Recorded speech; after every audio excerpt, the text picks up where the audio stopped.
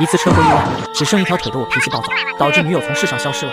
3年后突然出现在我的面前，让我向她求婚，不然会让我一辈子没对象，却再次消失。这天高烧41度的夜里，我瘫在沙发上，迷迷糊糊看见沈右楚飘在我的旁边，他叉着腰瞪我，声音还是生前那股娇男劲儿。程峰，给我烧8个猛男，外加1个神医。听到这声音，我直接清醒，仔细打量着面前的沈右楚。我盯着他半透明的手，喉咙发紧。这3年我活得像具行尸走肉，断腿的伤口总在阴雨天发疼。直到今天烧到意识模糊，他终于又出现了。我扯着嘴角笑。行，给你定制4个刘彦祖，4个王一燕，神医要穿白大褂的不？后脑勺突然挨了一下，不疼，却带着熟悉的力道。沈右楚气鼓鼓地晃到我面前，眼眶泛红。这都不吃醋，你果然不爱我了。我伸手去碰他的脸，手却穿了过去，才想起他早就是走了。为什么不去投胎？你不是最讨厌待在这种闷房子里吗？上辈子到消失都没见过几个帅哥，心里不平衡，投不了。他忽然凑过来，眼神亮晶晶的。要不你给我再搞点钞票吧，我在下面也能花。要多少？100亿。他脱口而出，见我愣住，又嘻嘻笑起来。逗你的，不过程峰，你总不能让我做个穷鬼吧？我摸着空荡荡的口袋，又摸了摸腿上的一只，那是用肇事者赔偿的钱买的，大半都被沈右楚那个酒鬼爹骗走了。可我还是点头。行，我去挣。沈右楚生前跟着我没享过一天福，现在他回来了，就算是鬼，我也得让他当回富婆。第2天，我把攒了半年的易拉罐拖去废品站，换了56块。回家时看见沈右楚坐在轮椅上，见我进来就跳下来。你真要挣钱啊？那必须的，我是医学博士，就算没了腿，教学生总没问题。沈右楚突然不说话了，飘到我身后，冰凉的手轻轻搭在我肩上，我知道他在心疼。就像3年前我刚断腿时，他不眠不休给我输血，连实习生都劝他，程医生的腿救不回来了。他却红着眼说，我不会放弃。后面我开始找工作，写简历那天 HR 打电话来面试，他在旁边扯着嗓子喊，他做饭超好吃，就是腿断了。吓得对方以为我有精神问题。好在面试官听说我是前妇产科主刀，还是让我下周去大学当讲师。上班第1天，我在讲台上写板书，胳膊酸得发抖，沈右楚就飘到我身后替我揉肩，声音细若蚊蝇。程峰，你慢点写，别累着。下课的时候，课代表怯生生地问我，程老师，您教室怎么总这么凉快啊？夏天都不用开空调。我看了眼飘在边上偷笑的沈右楚，尴尬地说道，可能是通风好吧。晚上回家，沈右楚窝在沙发里吃汉堡，是我用第1天的课时费买的。他啃着汉堡，含糊不清地说，今天那帮男大学生质量不行，没一个比你帅。突然这时大门被一脚踹开，沈右楚的爹闯了进来，酒气熏天，眼睛直勾勾地盯着茶几上的炸鸡。你这小日子过得挺滋润啊。他走近，看见我腿上的一只，脸上露出鄙夷的笑。大医生手头应该还有钱吧？我女儿都被你害了，你不得孝敬孝敬我。我攥紧拳头。3年前沈右楚就是为了救我，躲在衣柜里被煤气熏晕。等我发现时，他手里还攥着那枚没送出去的钻戒，那是他偷偷买的。本来想在我生日那天求婚，可这个所谓的父亲，除了要钱，从来没管过他。我刚上班，还没发工资。我咬着牙说，他却不信，翻箱倒柜从枕头底下摸出20-30块钱。你当我傻？说着拿出金属探测器，在房间下扫了起来。滴滴的声音响起时，我心脏都停了。那是我把沈右楚的钻戒找回来后，藏在床底的盒子里的。狗东西，果然藏了好东西。他掏出盒子，看见钻戒的瞬间，眼睛都直了。你不能拿！我挣扎地跳在他面前，却被他推倒在地。就在这时，沈右楚突然飘了过去，一巴掌扇在他脸上，声音发狠：你敢动我老公的东西，还敢骂他？他抓起厨房的擀面杖，绕着圈打他，边打边哭。我都死了，你还不放过他？我叫你讨钱，我叫你欺负他。那酒鬼看着空中挥舞的擀面杖，吓得立马跪下。大仙饶命，我错了，我再也不敢了。沈右楚把钻戒捡回来，像个求表扬的孩子，举到我面前。程峰，你看我厉害吧？我接过钻戒，指尖发抖，眼泪突然就掉了下来。这枚戒指，我曾在3年前狠狠扔在地上。沈右楚，你恨我吗？声音哽咽，他用冰凉的身体贴在我后背，像生前无数次安慰我那样。你什么都知道，又何必问？我能感觉到他在发抖。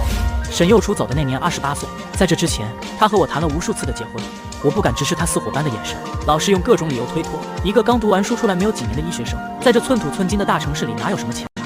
我总是想着给他最好的，不想将就。程峰，我不介意的，你放心。沈右楚，可是我介意啊。在一次手术中，我失手了，导致病人没了。我悲伤地走在街头，这时一辆货车向我撞来，庸医，轮胎从我双腿上碾过去。沈右楚是我同医院的骨科医生，他不眠不休地为我输血手术。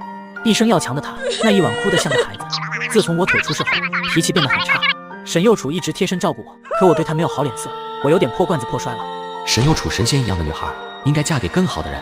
可能是看破我心思了吧，为了让我安心，沈右楚向我求了婚。程峰，你愿意娶我吗？沈右楚单膝跪地，以那样憧憬和激动的眼神看我。你在做什么傻事？沈右楚，我们不可能的。我说你几岁了，玩这种小孩子的把戏，你就那么离不开我，还向我求婚，你要不要脸啊？我以为沈右楚会哭，然而没有，他只是抬头看我，露出了个极其苍凉的笑。看到他这个笑，我当时就后悔。不过这样也好，他不该在我这里来困住他的一生。他本来就是自由的麻雀，何必在我这囚笼的人生中郁郁一辈子？那晚沈右楚走后，我躺在床上，做出一个选择。你不必再留在我身边了，祝你幸福，沈右楚。闭上眼，静静等着一个结束。我醒来在医院，这个地府都有股消毒水味。我迷迷糊糊的想，直到医生进来，我才恍然间意识到这可怕的现实。收到了你女朋友的报警，让你捡了一条命，再晚几分钟你就没有救了。我有些疑惑，沈右楚不是走了吗？他怎么知道？脑子突然有个可怕的想法。我跟着警察回家，我抖着手打沈右楚电话，叮叮咚咚的铃声在大衣柜里响起。我打开衣柜，我的沈右楚就窝在那里，跟睡着了一样。他双手捧着钻戒。沈右楚，你别睡了，醒来再看看我，好不好？我再也不和你生气了。我泪如雨下，原来他没有走，他躲在衣柜里等着我消气。他照顾我太疲惫，睡着了，然后被气体熏醒，但他也只剩下一口气了。他打电话报警了。沈右楚，你真傻，你怎么这么傻呀？从那天起，沈右楚成了我的监工。我备课到深夜，他就飘在旁边给我递水。有次我因为断腿疼得冒冷汗，他蹲在我旁边，用手轻轻摸我的腿。要是我还活着，一定能治好你的腿。放暑假那天，我把7万块工资取出来，摊在茶几上。沈右楚正啃着炸鸡，看见钱愣了一下，苍白的脸上居然泛起红。你这是干什么？你挣钱也不容易。我笑了，给你花的，你想怎么花就怎么花。他却把钱推回来，扯开话题说道：“你留着，我们去看海好不好？我以前总听你说，海边的日出特别美。”行，咱们明天就去，带你去看看海边的日出。沈右楚高兴地扑了过来。程峰，你真好呀，你对我太好了。第二天我们坐飞机去海边，到了海边，他飘在沙滩上。要是他还在的话，多美好呀！举着海星冲我喊：“程峰，你快看，海星！”我坐在沙滩椅上，看着他像个孩子一样蹦蹦跳跳，突然觉得这3年的痛苦都值了。想着想着，突然脑袋被敲一下，抬头一看，气呼呼的沈右楚在我面前。姓程的，你又喝8+1，想挨揍了是不是？哎呀，下次能不能轻点呀？好痛呀！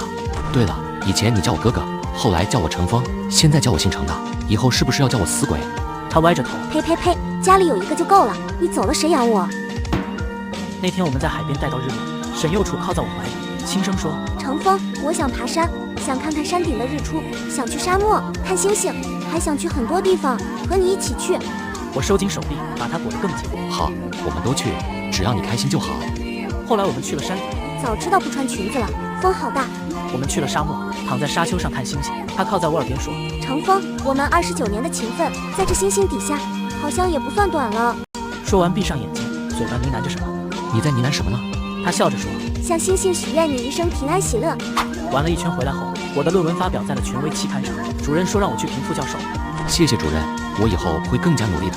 我拿着期刊跑回家，跟沈右楚分享这个好消息。他比我还开心，飘来飘去的说：“我就知道程峰最厉害了，以后你要评教授、评院士，把我写在所有的致谢里，让所有人都知道我是你女朋友。”我搂着他说：“等我有钱了，就盖孤儿院，以你的名义。”沈右楚的眼泪突然掉下来。这是你对我的承诺吗？我点头。是啊，怎么了？他啥也没说，却笑得像个傻子。可幸福总像偷来的，很快就到了头。那天我在书桌上看书，突然掉出一封情书。难道沈右楚给我写的？打开看，发现是个女学生写的，字里行间都是对我的崇拜。我不介意你的腿，想跟你过一辈子。看完后，我惊讶了一回。这傻孩子，不好好读书，还整这些，看我不好好批评下他。我没当回事，把情书放在书桌上。可沈右楚进来整理书桌时，看到了桌上的信封，拿起看了里面内容，眼泪瞬间在眼睛里打转。好你的程峰，竟然这样对我！说完，气呼呼地转身找我，看到我悠闲地躺在沙发上闭目养神，心里更气，冲到我的面前，直接把情书拍在我面前，眼睛红红的。姓程的，从现在开始冷战。我起身笑了笑，伸手去揉他的头，他却偏过去躲开。我有点慌。沈右楚，你知道的，我心里只有你。沈右楚坐在沙发一头不理我，我只好把他抱进怀里，能感觉到他已经气得在发抖。说，你和他什么关系？不说清楚，我们继续冷战。我抱着他说，我这辈子只喜欢你一个，不可能有别人。接下来几分钟，我将事情跟他解释了一遍，脸上慢慢的变好起来。以后再有这种情况，你要第一时间告诉我。遵命，沈右楚大人。沈右楚笑了笑，突然拿出那枚钻戒，递到我面前，声音带着哭腔：“我没有安全感，你向我求婚，求了我就原谅你。”我看着他的手，一点点变得透明，心脏突然像被揪住。我知道他要走了。你的心愿不是要帅哥，不是要钱，对不对？我抓住他的手，是要我好好活着，对不对？沈右楚的眼泪掉下来，滴在钻戒上，发出细碎的光。程峰，你要振作，要在我不在的日子好好活，要余生平安喜乐。说完，他把钻戒塞进我手里，向我求婚，问我愿不愿意。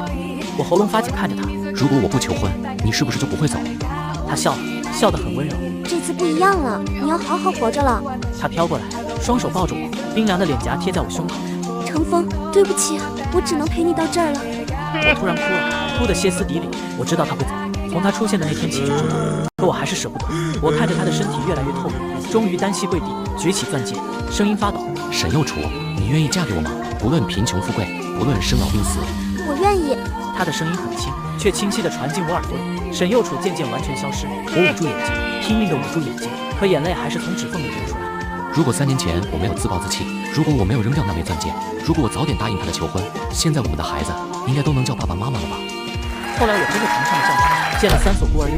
我带孩子们去看海，去爬山，去沙漠看星星，告诉他们，孩子们，有个阿姨她很善良，一直在保佑我们。叔叔，那个阿姨现在在哪呢？听到这个话，我心咯噔一下。在一个很远很远的地方，但是她能看到我们。耳边突然传来熟悉的声音。程峰，我一直在等你，等你生生世世，岁岁年年。